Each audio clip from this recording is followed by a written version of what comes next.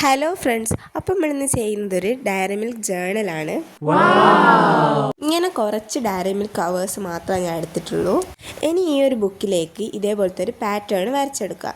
എന്നിട്ട് അതിലേക്ക് brown colour അടിച്ചു കൊടുക്കുക. ഒരു ഡയറി മിൽക്ക് ചോക്ലേറ്റ് ഒലിച്ചു വരുന്ന രീതിക്കാണ് നമ്മളിത് ഉദ്ദേശിക്കുന്നത്. ഈ ഒരു പശയാണ് ഞാൻ ഇത് ഒട്ടിക്കാൻ ഉപയോഗിക്കുന്നത്. ഡയറി മിൽക്ക് കവറിന്ന് സകലമാന സാധനങ്ങൾ ഇതേപോലെ വെട്ടിയെടുക്കണം.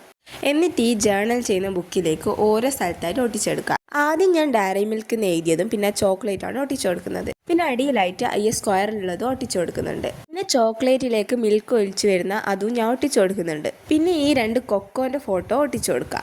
100% കൊക്കോ എന്നുള്ള സാധനവും ഞാൻ ഒട്ടിക്കുന്നുണ്ട്.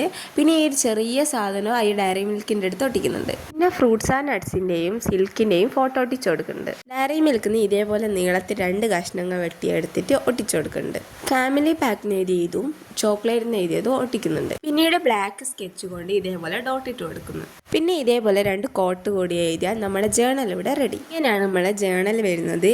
ഇതിൽ ഇനിയും വേണമെങ്കിൽ സാധനങ്ങൾ ഒട്ടിച്ചു കൊടുക്കാം. അപ്പോൾ ഓക്കെ, ബൈ.